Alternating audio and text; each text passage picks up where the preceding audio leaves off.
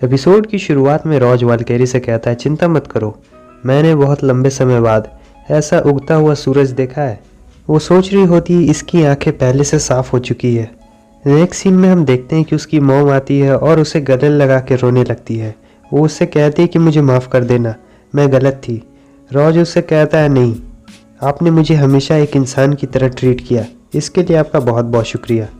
अब फाइनली आप लोगों के साथ रहने के बाद मुझे ये समझ आ गया है कि मेरे पास भी एक ह्यूमन हार्ट है। टाइगर आता है और उसका मजाक उड़ाने लगता है कि तुम्हारे वो लंबे सुनहरे काले बाल वो झड़ चुके हैं। इधर हमें मून और जाय को दिखाया जाता है। मून कहता है, अगर हम थ्योरी के हिसाब से बात करें तो मैं, जाय वैंग और रॉज, हम तीनों अब ह्यूमंस की कैटेगरी में नहीं आते हैं।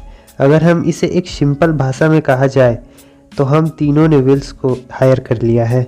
डायरेक्टर कहते हैं इसमें कोई शक की बात नहीं है, जैसे रॉज की वो खतरनाक पावर जिस हिसाब से बढ़ रही थी।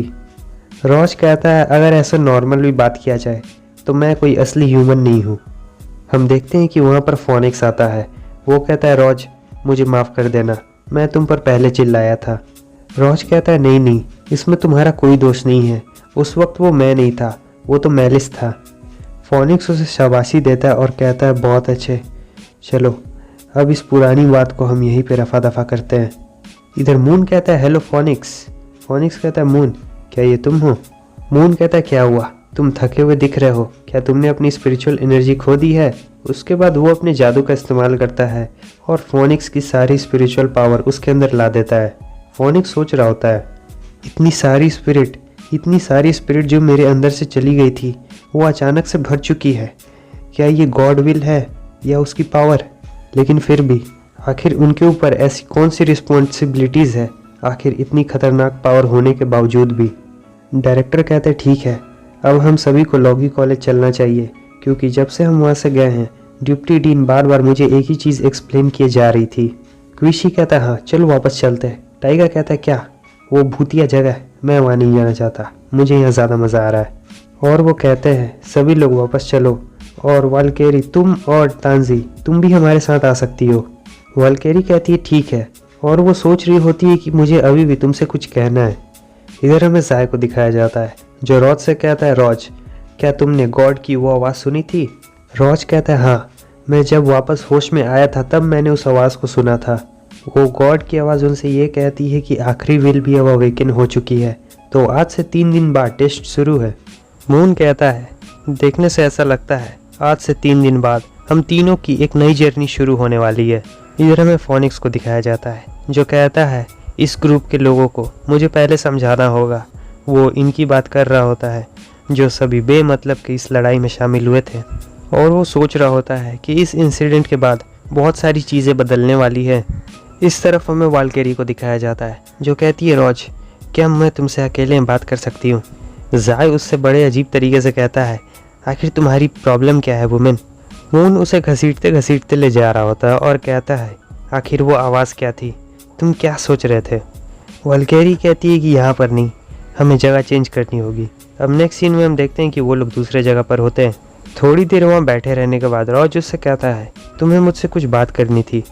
वाल्केरी उससे कहती है, अचानक से मैं वो बात भूल गई जो मैं तुमसे कहना चाहती थी।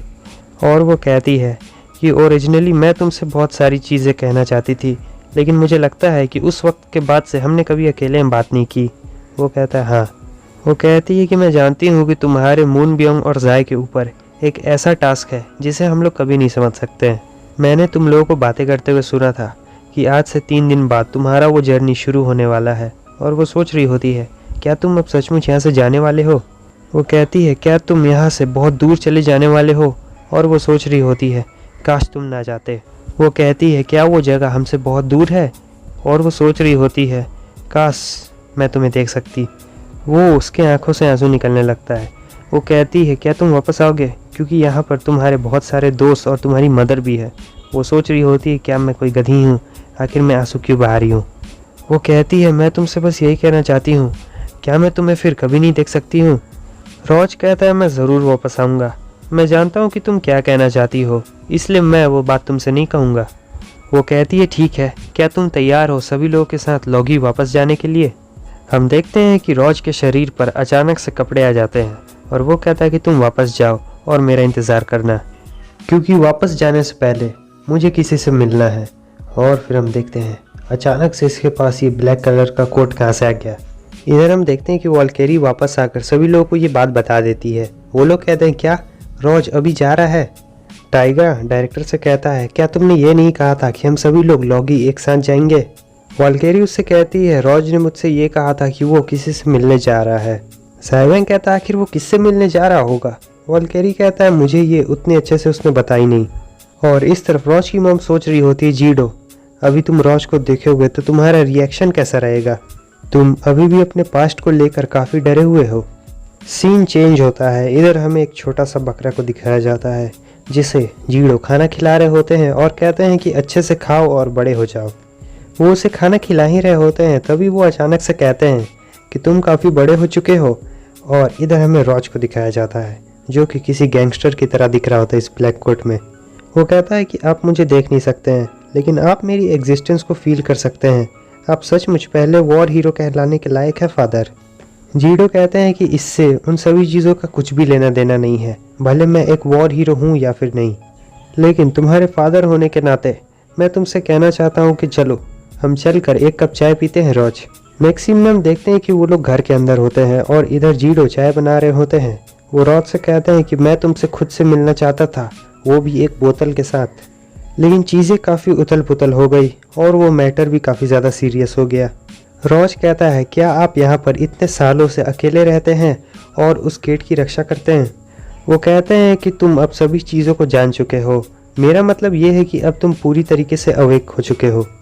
मैं तुम्हें क्या बुलाऊं, मेलिस या रोज? वो कहता है कि आप मुझे रोज बुलाइए, मेलिस अब एक पास्ट का चीज़ रह चुका है। जीडो कहते हैं क्या तुम्हें ऐसा लगता है कि मैं इतना ज़्यादा क्वालिफाई हूँ कि तुम मुझे फादर बुला सकते हो? तुम्हें मेरे ही ब्लड से बनाया गया था और मैं किसी ज़माने में तुम्हारा फादर भी हुआ करता था, कभी हुआ करता था। मैंने ये बात इसलिए कही क्योंकि मैंने तुम्हें और तुम्हारी मॉम को अकेला छोड़ दिया था।